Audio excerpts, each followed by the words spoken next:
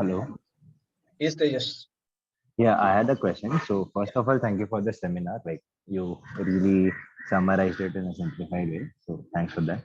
Just a question apart from results. Like I Mhm. understand it. I understood the concept. I had a question in the thing that you told that AI would be overtaking in the next 5 years in actual domain as well. So just Mhm. wanted to get a heads up. So if you see, there are companies that uses Python, uh, but I just wanted to understand if someone as a newbie has to start in the with a coding Mhm. domain in the coding domain, how she could start while ensuring that he's still staying focused with his actual papers, and he's also applying his actual knowledge with the coding uh, part, because now in the actual papers we are learning are with the actual application, but that is not practically what is applied in real life in the companies. Right. But if I look into Python part, it would be like it would be applied in the actual domain, but how someone should start learning it, because there are a lot of libraries that are available, and if someone looks into the courses that are available in the market, uh, Mhm. most of the perspective is through learn the data science, and nothing is clear about how you can implement it in the actual domain. Right. So I think this answer can be given in three parts. So first of all, what is actually your objective? So if your objective is to be an actuarial student or develop in actuary, so then actuary should take more importance than coding.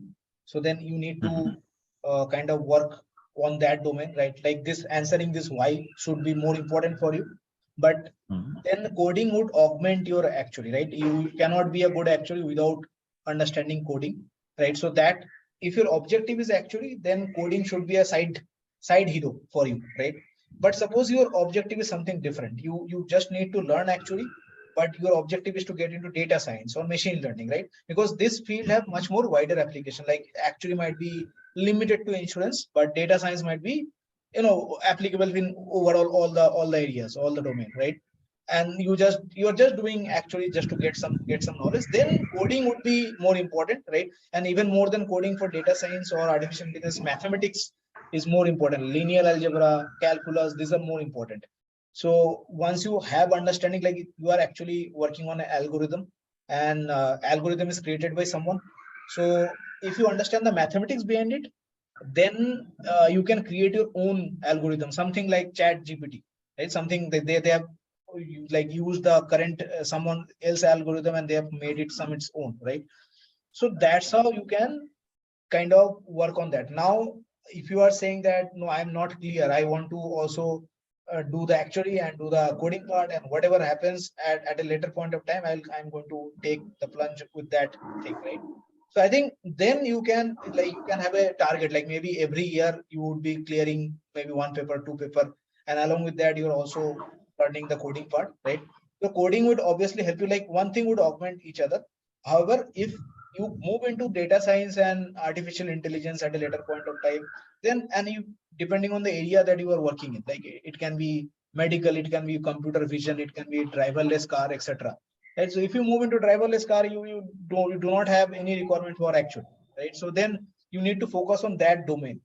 So that's why, I mean, like these are two separate areas. Actually need coding just to augment actuaries, right? The actual skill. But if you are interested in coding, and then you should focus on that, and then you should focus on those areas, right? You should not then come into actuary Right. and yeah, learn more about that. And I think these days there are so many free areas, free domain, free YouTube channel, etc.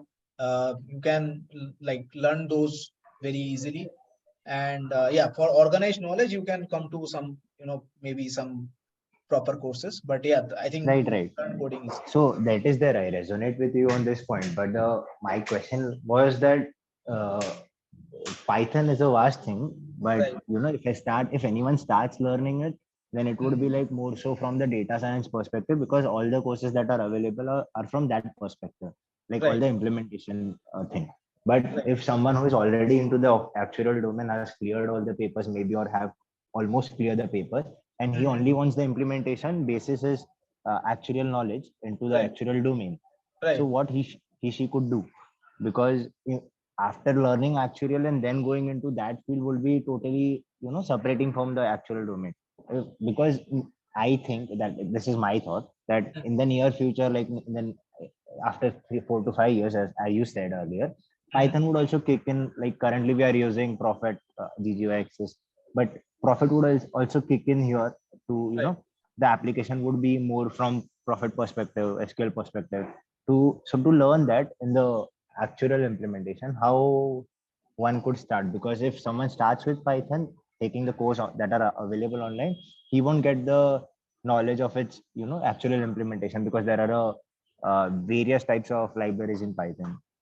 Right. So So I think in that case, you should start with pandas and NumPy, and then there is scikit-learn, which is the machine learning portion, and also the graphs. I don't remember. I think GGY plotter in R it is called. So you can start with pandas and NumPy would be the starting library. You need to master those, because any financial sort of certification that hmm, has like that would require numbers, and you need right. mastery over like kind of manipulating numbers. So that comes from pandas and NumPy, right? And then after that, scikit-learn would give you the machine learning, maybe ability, right? So once you master these three, you would already, like, by that time you have spent maybe 1 year, 6 months.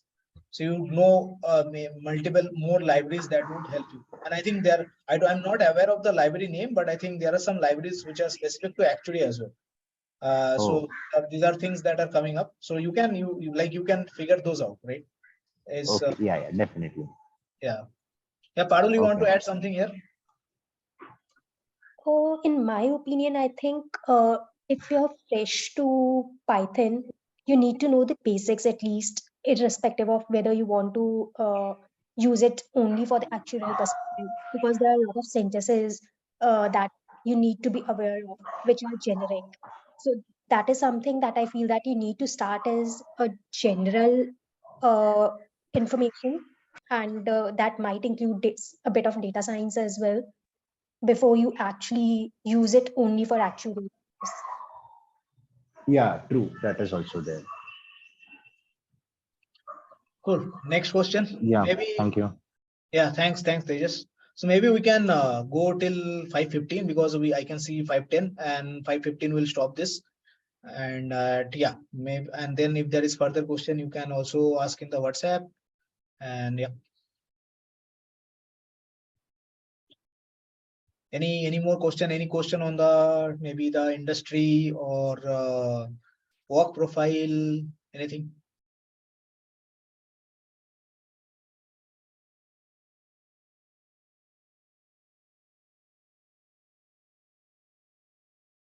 I think people are very happy with the, like, I think they have understood everything.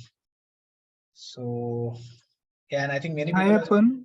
yeah, yeah. Just Hi, want to know, Shiran. like, as you said about like the non-traditional areas like banking and investment. So currently, there are like less opportunities in that. India is mostly like concerned with the life insurance, general and pensions work. So, like, in like, how do you think that banking sectors, like the actuaries, the role of actuaries in banking sector will be there in India? The coming companies will be working on that. Right. So, as and when, like in India, there is no big major, what can I say, incident, right? As for example, the SBB bank collapse last day, right? So in India, we have not seen this sort of collapse, right? So, I mean, the importance of actually as risk analyst comes into picture when this sort of things happens. Also, as I mentioned, like if you get into actually, like suppose you get into the banking sector somehow, for maybe you are an actual qualification, but you don't work in the actual side of the bank, but you are just working as a bank employee. Now you get to a senior position, and then you will start hiring people from the actual segment, because that's your profile. You are the kind of the you are kind of interested in that domain. So that's how I think people will come into bank, right? The more senior people goes into bank or other sector, they will come. And also I think these are areas, risk areas are kind of emerging. As for example, treasury is some areas that there would be lot of actuaries who can incorporate valuable insight. Credit risk modeling, as I mentioned, right? They are the actuaries actually can still add value today also. The problem is the people who are in that domain, they are accustomed for hiring people from a different particular goal, like I mentioned, MBA, FRM. That's how they are accustomed to hire, right? So that's why they don't see actually, like they probably are not aware of who are actuaries. So that's why they don't hire from that domain. But probably as an actuary, we have probably have more skill than someone who has done just MBA or or FRM. So I think it will happen with time. The more people migrate into that domain, the more the skill set of actuary would be aware. People will become aware of that, and yeah, that's how I think that is going to happen. So do you think like it is like I think the role of RBI comes into picture for promotion of like actuaries in banking sector? I don't think so. I don't think because RBI is just there for protecting the banking customer, right? So they would have nothing to do with actuaries as such, right? So I don't think that would be the case. And also banks operate in, like, banks, the need is short term, right? The liquidity crisis that they face is short term. Actuaries are more of, like, the risk is more when you are projecting something for long term. So that's why the asset modeling portion is something important, because in asset you are going investment sort of mindset. So that's long term. But in other areas, I think there are other people who would be probably promoted by RBI, and they don't require this sort of specific skills as such. So I don't think RBI would in any way help in this way. More kind of a finance actuary and risk actuary.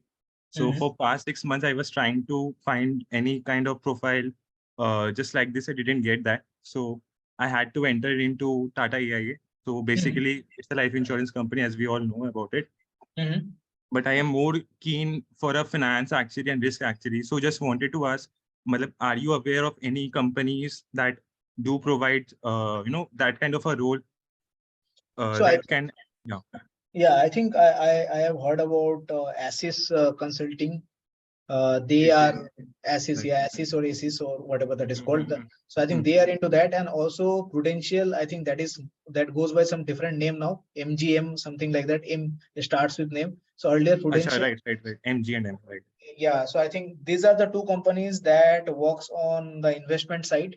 I think where you are kind of interested in India, and you can get. And Prudential, I don't know what is the name currently. I think MGM maybe, but they also pays really well. I don't know about ASIS. So if you and also in Tata AIA, if you can get into the the investment domain, like the investment vertical, so that can also kind of help you in, because you are kind of in that domain, right?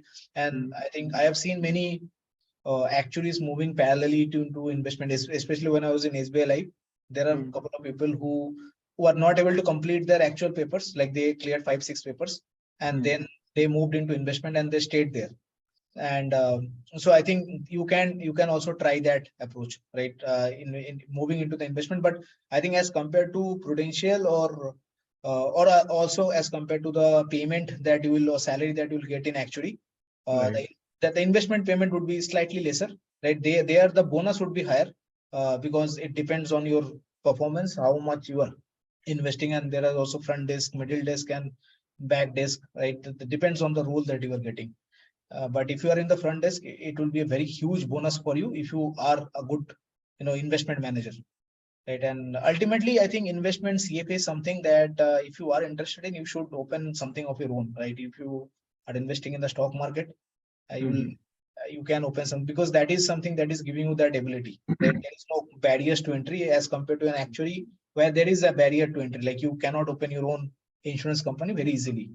But if you are into investment, you can do that. So you can move into this company's Prudential, Assis, or the investment department, and then when you have some experience, you can think of something of your own, right? The world biggest, maybe the richest people are in the hedge funds.